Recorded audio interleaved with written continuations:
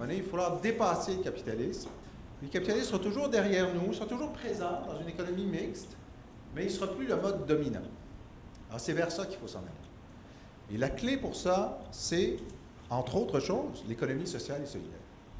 Et quand je dis c'est le temps de l'ambition, c'est le temps de se projeter dans l'avenir et dire comment est-ce qu'on peut passer du stade actuel de dizaines de milliers de nains sympathiques à une force qui devient grande, qui devient à la hauteur du mode capitaliste et qui, même dans son esprit, même si ce n'est pas le cas pour 2 ou 3 décennies, sait que c'est là qu'elle s'en va, qu'elle veut aller là.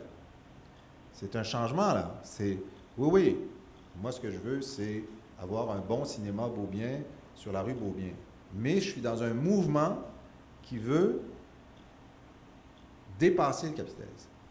Bon, une fois qu'on s'est dit ça, là, on prend un bon cognac, on dit « Oh, ouais, c'est toute une job, OK? » Comment est-ce qu'on fait nos premiers pas vers là?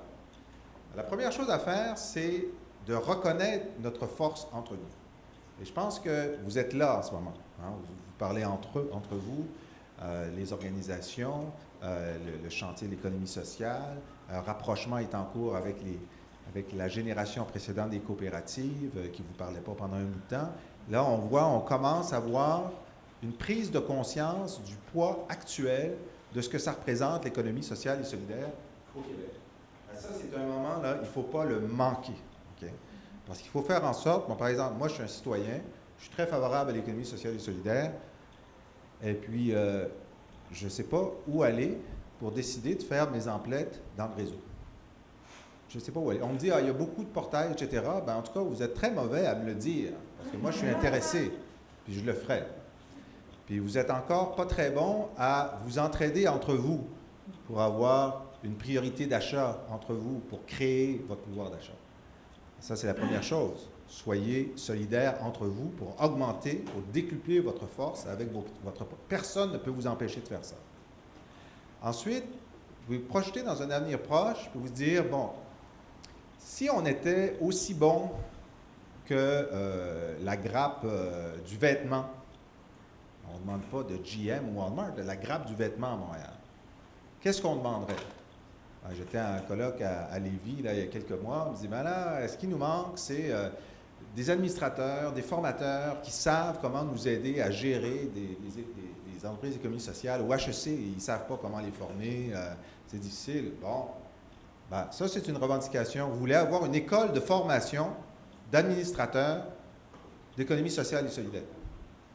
Ben, là, on va-t-il avoir ça? Ben, écoute, ils l'ont eu pour le vêtement, ils l'ont eu pour l'aérospatiale. Vous représentez quoi, vous? Autant que vous représentez 7 à 8 du produit intérieur brut du Québec. C'est énorme. C'est énorme. Pourquoi ils ne vous le donnent pas? Vous ne le demandez pas. Alors, vous organisez pour savoir ce que vous voulez demander. Alors, lorsqu'on réfléchit au passage de nains sympathiques à force importante dans la société, on se dit, il y a quelques éléments qui pourraient nous permettre de faire ça. Le premier, c'est les... Vous allez nous la raconter après. Le premier, c'est profiter des échecs du capital. L'échec du capital, constamment, évidemment, c'est le processus de création, destruction, création. Une entreprise se construit, vend, finalement, le marché baisse ou ça coûte moins cher de le produire au Pakistan ou en Chine. On détruit l'usine ici, on va la construire là-bas, etc. Ça se déroule constamment. Mais dans chaque localité où ça se déroule, évidemment, souvent, c'est un drame. Ils ont construit l'usine, on les a aidés, on a mis l'aqueduc, on a mis l'asphalte. Le cégep de Rosemont a développé une filière de formation spécifiquement pour cette usine-là. Bang, ils ferment, ils s'en vont. Bon. Alors d'abord, évidemment, il faudrait pouvoir introduire la conditionnalité. C'est-à-dire que oui, on va tout faire ça pour vous, mais en retour, si vous fermez, nous, on a le droit de préemption sur l'usine. La première chose. Vous fermez, on a le droit de préemption. Vous n'avez pas le droit de vendre à qui que ce soit avant que nous, on ait dit non. Et nous, c'est qui? Ben, c'est l'arrondissement, le CLD. Et là, une fois qu'on a le droit de préemption, on réunit les salariés et les cadres et on leur dit, avez-vous un plan de relance? Voulez-vous qu'on vous aide à le faire? Est-ce que ça vous tente d'abord? Si ça ne vous tente pas, on ne fera rien. Si ça vous tente, ben, nous, on a des outils, on sait comment faire ça, des coopératives, et puis on va voir si ça peut marcher. Alors moi, si j'étais vous, ma coalition pour l'économie sociale et solidaire dirait à tous les partis politiques, on veut un institut de formation pour l'économie sociale et solidaire. Ça, on veut ça. Les autres en ont, on en veut un. Payé par l'État. On veut ça. On va peut-être en donner nous autres 12 %. Mais ce que vous avez fait pour les autres, vous allez faire pour nous. 2, on veut inscrire dans la loi le droit de préemption par les salariés de l'entreprise à chaque fermeture d'usine. On veut une loi là-dedans. On veut une loi là-dessus. On veut que ça soit automatique. 3, bien 3, c'est intéressant. Parce qu'on a une énorme crise au Québec en ce moment, qui est celle du transfert des entreprises privées d'une génération à l'autre. Bien là, c'est le temps de faire une politique gouvernementale au Québec qui dit, en cas de transfert générationnel, une option qui sera proposée avec même une incitation fiscale d'amortissement du transfert, etc., comme on est en train de le faire pour les agriculteurs d'ailleurs. Hein? Mais eux, pour la génération, on va dire non, on veut favoriser dans ce transfert-là l'achat par les salariés et les cadres. S'ils ne veulent pas, ils ne l'achèteront pas. Si ça ne marche pas, ça ne marchera pas. S'il y a un acheteur extérieur qui offre plus, il offrira plus. Mais on veut que cette option-là devienne une réalité, puis que ça soit surprenant que l'offre n'arrive pas lorsque le transfert se fait. Alors ça, c'est premier, on veut notre école. Deuxième, on veut le droit de préemption. Troisième, on veut la capacité, au moment du transfert générationnel, de rachat, avec quelque chose de simple, de rapide, des conseillers qui nous aident à le faire. L'autre chose, c'est les contrats publics.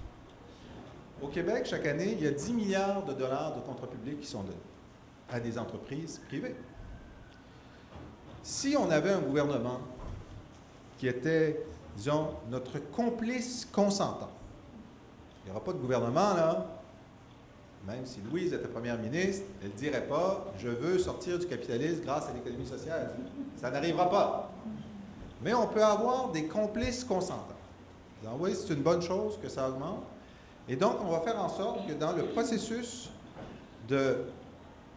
d'appel d'offres, on veut augmenter le nombre de compétiteurs. Alors, on peut dire, on le sait, au Québec en ce moment, il y a des endroits où il n'y a pas assez de compétiteurs. Il y a des endroits où on n'a pas le juste prix. Il y a de la collusion, il y a des Fabulous 14, il y a tout ça qui se passe. Donc, on va faire en sorte, nous, à l'économie sociale et solidaire, on est capable d'entrer dans beaucoup de ces compétitions-là, puis on va faire en sorte de créer une pépinière d'entreprises pour aller chercher les contrats publics. Donc, ça, c'est quelques leviers qu'on peut tout de suite intégrer là, dans le cycle politique qui s'en vient pour faire en sorte que l'économie sociale soit plus ambitieuse, devienne une force, se fasse entendre. C'est notre cause parce qu'on a besoin de ça comme rempart à la prochaine crise et comme programme pour la suite. Je vous remercie beaucoup.